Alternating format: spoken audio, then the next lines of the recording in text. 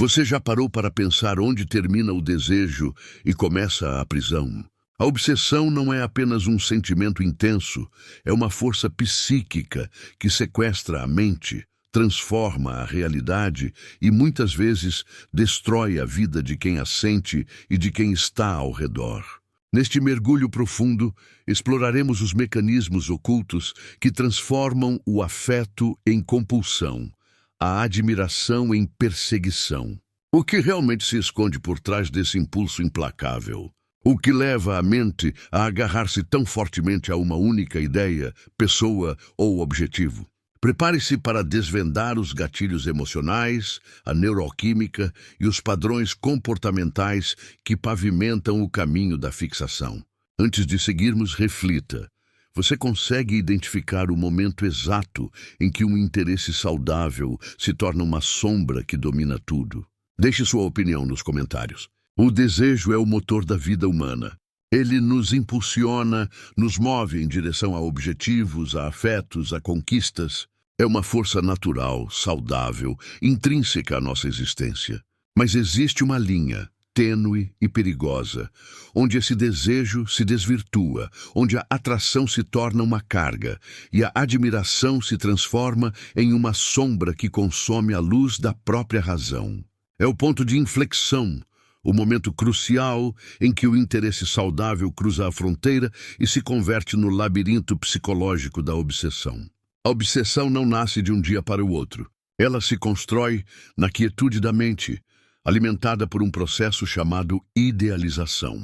É aqui que a mente humana, na sua busca incessante por completude, começa a projetar qualidades e significados extraordinários sobre um objeto, seja ele uma pessoa, uma meta ou uma ideia.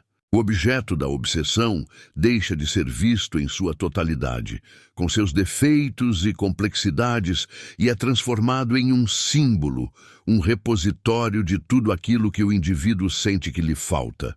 O indivíduo não ama ou deseja o objeto real. Ele se apaixona pelo ideal que construiu em sua própria cabeça. Esta construção mental é perfeita. É a promessa de felicidade absoluta, de preenchimento de um vazio existencial que, na maioria das vezes, remonta a experiências de abandono, rejeição ou carência na história de vida. O objeto se torna a chave para a solução de um problema interno. O primeiro sintoma dessa transição é a ruminação persistente. A mente não consegue mais desengajar-se. O pensamento sobre o objeto se torna intrusivo, repetitivo e, gradualmente, domina o campo da consciência. É como um disco riscado que toca a mesma melodia, impedindo qualquer outra experiência sensorial ou cognitiva. A atenção, que deveria ser um recurso distribuído, é canalizada para um único foco, esgotando a energia psíquica e diminuindo a capacidade de concentração em outras áreas da vida. A negação da realidade desempenha um papel fundamental. O mundo exterior, com suas exigências e sua pluralidade, torna-se secundário e sem graça. O indivíduo começa a viver em um universo paralelo construído em torno da fixação. Pequenos sinais, muitas vezes neutros ou insignificantes, são interpretados como validações poderosas da obsessão. Uma mensagem, um olhar fugaz, uma coincidência qualquer, tudo é lido como prova irrefutável de que a fixação é recíproca, válida ou inevitável. Essa fixação é, em sua essência, uma tentativa desesperada de controle. Ao focar intensamente em um único ponto, o indivíduo tenta compensar a sensação de desamparo e falta de controle sobre o resto da sua vida.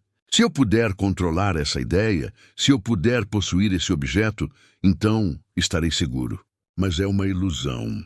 A obsessão, paradoxalmente, tira o controle, transformando o sujeito em um refém de seus próprios pensamentos. A obsessão, portanto, é a negação da liberdade de escolha. O que começa como um interesse, a liberdade de buscar algo, se torna uma servidão a uma imagem distorcida e idealizada. O indivíduo se aprisiona na promessa de algo que não existe, recusando-se a aceitar a complexidade imperfeita da vida real. O desejo era uma expansão. A obsessão é um encolhimento, uma contração dolorosa do universo mental e emocional. Para entender a força bruta e a tenacidade da obsessão, precisamos ir além da superfície do comportamento e mergulhar na bioquímica do cérebro. A obsessão, vista sob a ótica da neurociência, não é apenas uma fraqueza de caráter. É um vício neural altamente eficiente, onde a própria ideia fixa se torna a droga e o cérebro, o dependente. O principal agente químico nesse ciclo de recompensa é a dopamina. A dopamina é o neurotransmissor do desejo e da motivação, não necessariamente da satisfação em si. Ela é liberada quando antecipamos uma recompensa, criando uma poderosa sensação de busca. Em um ciclo obsessivo, o pensamento, a vigilância, a pesquisa incessante sobre o objeto da fixação, tudo isso é codificado pelo cérebro como um comportamento de busca essencial. Quando há a menor interação, o menor indício de proximidade ou validação do objeto idealizado, a dopamina é liberada em jatos. Essa descarga reforça intensamente o comportamento que a precedeu, criando um circuito de repetição compulsiva. O indivíduo se sente temporariamente ligado, motivado, e a mente interpreta que a solução para o seu desconforto é investir ainda mais na ideia fixa. O prazer não está na posse ou na resolução, mas na própria busca incessante. Paralelamente, observamos a disfunção de outro neurotransmissor crucial, a serotonina. Níveis baixos de serotonina têm sido consistentemente associados a transtornos obsessivo-compulsivos. A serotonina é fundamental para o freio, para a regulação do humor e para o encerramento dos ciclos de pensamento. Quando a serotonina está em desequilíbrio, a mente perde a capacidade de desengajar-se. O botão de parar parece quebrado. Essa dupla ação, excesso de dopamina na antecipação e deficiência de serotonina no controle, cria a armadilha perfeita. O cérebro está constantemente sendo incentivado a ir pela dopamina, mas não tem a capacidade química de frear pela serotonina. Além disso, áreas como o córtex pré-frontal, responsável pelo juízo crítico e pela tomada de decisões racionais, ficam subativadas durante o pico da obsessão. É por isso que o pensamento obsessivo é tão resistente à lógica e à argumentação externa. A voz da razão, que deveria apontar o caráter irrealista e destrutivo da fixação, está silenciada pela urgência química do sistema límbico, a parte mais emocional e primitiva do cérebro. A obsessão se torna um ciclo de tolerância. O indivíduo precisa de doses cada vez maiores de informação ou proximidade do objeto para obter o mesmo pico dopaminérgico. Isso leva ao aumento gradual da intensidade e da frequência dos pensamentos e dos comportamentos de vigilância, escalando a fixação de um afeto intenso para uma patologia funcional. A mente fica literalmente viciada na ideia, buscando a fixação não por amor ou desejo genuíno, mas para evitar a abstinência, o desconforto e a ansiedade que surgem quando o pensamento é interrompido. Essa compreensão biológica não diminui a complexidade emocional, mas a dimensiona. Ela nos revela que, para quebrar o ciclo, é preciso mais do que força de vontade. É preciso uma reestruturação cognitiva e, em muitos casos, um suporte que ajude a reequilibrar a química neural que mantém o cativeiro da mente. Neste ponto do nosso mergulho, onde desvendamos a idealização e a neuroquímica que acorrenta a mente, qual foi a reflexão mais surpreendente para você até agora? O entendimento de que a obsessão é um vício neural altera a sua percepção sobre este tema? Deixe sua opinião nos comentários, pois a troca de perspectivas enriquece nossa análise. O grande paradoxo da obsessão é este: ela raramente é sobre o objeto. Na verdade, ela é quase sempre sobre a ausência no interior do sujeito.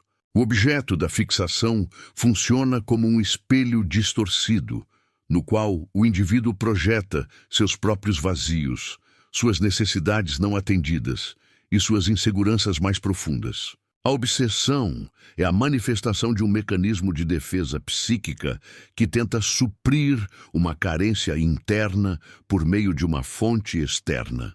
O que o indivíduo realmente persegue não é a pessoa ou a ideia em si, mas a sensação de totalidade, validação ou pertencimento que ele acredita que esse objeto pode oferecer. Muitas vezes, a raiz da fixação se encontra em experiências de apego inseguro na infância. Se houve falhas no cuidado, se o afeto foi inconsistente ou condicional, o adulto pode desenvolver uma necessidade excessiva de fusão com o outro, ou uma busca desesperada por validação externa para se sentir digno. A obsessão é o grito de uma ferida psíquica que busca ser curada por um agente externo, algo que a psicologia sabe ser impossível. O objeto da obsessão torna-se o eu ideal, que o sujeito não conseguiu construir para si mesmo. A pessoa obsessiva frequentemente se sente incompleta, fraca ou carente. Ao se fixar em algo que ela idealiza como forte, perfeito ou essencial, ela tenta absorver essas qualidades por associação. É uma transferência de poder. Eu sou incompleto, mas se eu tiver posse ou controle sobre aquilo, eu me torno completo. Um elemento-chave nesse processo é a sombra interior. O psicólogo Carl Jung descreveu a sombra como a parte reprimida e negada da personalidade. Na obsessão, o indivíduo projeta na outra pessoa ou na ideia aquilo que ele teme ou recusa em si. O objeto é visto como a única fonte de luz e a mente se recusa a olhar para dentro, onde residem a dor e a responsabilidade pela própria vida emocional. Quando a realidade inevitavelmente contradiz essa idealização, porque o objeto é humano, falho e tem sua própria autonomia, a negação se intensifica. O indivíduo obsessivo não consegue aceitar a falha do objeto, porque isso significaria o colapso do seu próprio sistema de segurança. Ele prefere dobrar a aposta na fantasia, ignorando fatos e evidências, mantendo a fixação a qualquer custo. A obsessão é, portanto, uma fuga trágica. É a mente se recusando a encarar a responsabilidade de se autonutrir, de lidar com a própria solidão ou de preencher os próprios vazios. A energia investida na vigilância e na perseguição é a mesma energia que poderia ser usada para o autodesenvolvimento e a construção de um senso de self seguro e autônomo. O objeto é um mero catalisador, um espelho que, de tão distorcido, nos impede de ver a verdadeira face de nossa própria dor interior. Neste ponto, após aprofundarmos no papel da projeção e dos vazios internos, agradecemos grandiosamente por você ter permanecido em nossa análise. Sua dedicação em buscar conhecimento sobre a complexidade da mente humana é o que impulsiona nosso trabalho. O melhor ainda está por vir, pois agora entraremos nas consequências reais e nos caminhos para a liberdade. A obsessão, em sua progressão implacável, não se limita ao teatro interno da mente. Ela se manifesta e se enraiza na realidade, causando um colapso funcional e emocional na vida do indivíduo. A promessa de preenchimento e controle, que inicialmente motivava a fixação, se transforma em seu exato oposto: caos e perda total de autonomia. O primeiro elemento a sofrer impacto é a identidade. O eu do indivíduo obsessivo começa a se fundir e, eventualmente, a ser engolido pela fixação. Hobbies, amizades, interesses e até a vida profissional perdem prioridade ou simplesmente deixam de existir. A vida não tem mais propósito que não seja o de servir à ideia fixa. A identidade se torna unidimensional, vulnerável e dependente da proximidade ou do status do objeto da obsessão. O isolamento social é uma consequência natural e devastadora. Amigos e familiares, percebendo a irracionalidade da fixação, tentam intervir, mas são frequentemente repelidos. O obsessivo se retira para proteger seu universo idealizado das ameaças externas da razão e da crítica. Ele passa a dedicar tempo excessivo em comportamentos de vigilância, pesquisa incessante, monitoramento discreto ou explícito e a criação de narrativas complexas para justificar seu comportamento. No ambiente profissional, a capacidade de tomada de decisão e de foco é gravemente comprometida. Com a mente drenada pela ruminação persistente, o indivíduo acaba esgotado, com falhas de memória e incapacidade de sustentar a produtividade. O mundo real, que exige atenção e adaptabilidade, é negligenciado em favor da urgência autoimposta da obsessão. As emoções são constantemente levadas ao extremo.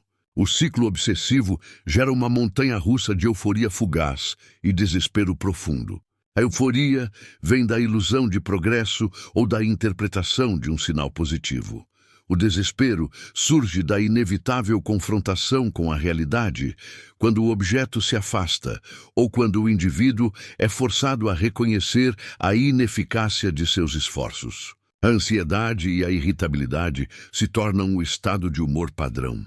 Em casos extremos, a perda de controle sobre a realidade leva a comportamentos que ultrapassam o limite da saúde mental e atingem a esfera do social e legal. A linha entre a idealização e a perseguição torna-se indistinta. O indivíduo pode recorrer à invasão de privacidade, assédio e, em última instância, violência emocional ou física, movido pela frustração de ter seu mundo ideal desmoronado e pela negação de que a culpa reside em seu próprio sistema de crenças. O colapso, em sua totalidade, é a manifestação de uma mente que se recusou a crescer. A obsessão congela o indivíduo em um estágio de dependência emocional, onde a maturidade e a autonomia são sacrificadas em nome de uma promessa vazia. A realidade, brutalmente, cobra o preço dessa negação, desmantelando a vida que a mente tentava desesperadamente controlar. A jornada de libertação da obsessão não é sobre esquecer o objeto, é sobre resgatar a si mesmo. É um processo de luto, de reeducação cognitiva e de reconstrução da identidade que havia sido subsumida pela fixação. O caminho de volta à liberdade exige coragem para encarar a própria sombra e determinação para reescrever o roteiro neural. O passo inicial mais importante é admitir que se trata de uma irrealidade. É o momento em que a mente reconhece, sem defesa, que o objeto da fixação é uma construção idealizada. O trabalho terapêutico, em muitos casos, foca em desmantelar essa idealização, trazendo o objeto de volta à sua dimensão humana, falível e imperfeita. É preciso chorar o luto pelo ideal perdido, pela promessa de felicidade que nunca se concretizará da forma imaginada. A reestruturação cognitiva é vital para desativar o ciclo viciante. Isso envolve identificar e desafiar os pensamentos automáticos e intrusivos que alimentam a obsessão. O indivíduo aprende a questionar a lógica desses pensamentos. Qual é a evidência? Essa ideia é útil? O que eu estou evitando ao me fixar nisso? A meta é substituir a ruminação destrutiva por uma narrativa interna de autorresponsabilidade e autossuficiência. É fundamental quebrar a dependência da dopamina gerada pela busca. O princípio é o desengajamento gradual. Isso significa implementar barreiras concretas, cortar o contato, bloquear fontes de informação e ocupar o tempo e a mente com atividades que gerem recompensas saudáveis, não ligadas ao objeto da fixação.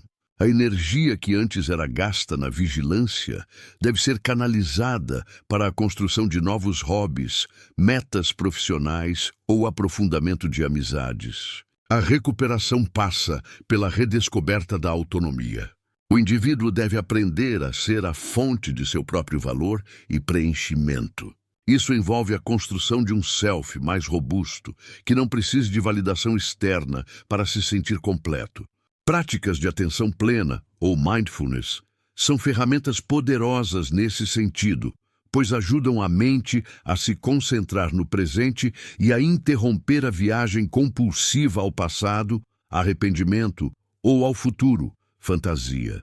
A dissolução da obsessão é a redescoberta de que a liberdade não está em possuir o objeto, mas em possuir a si mesmo.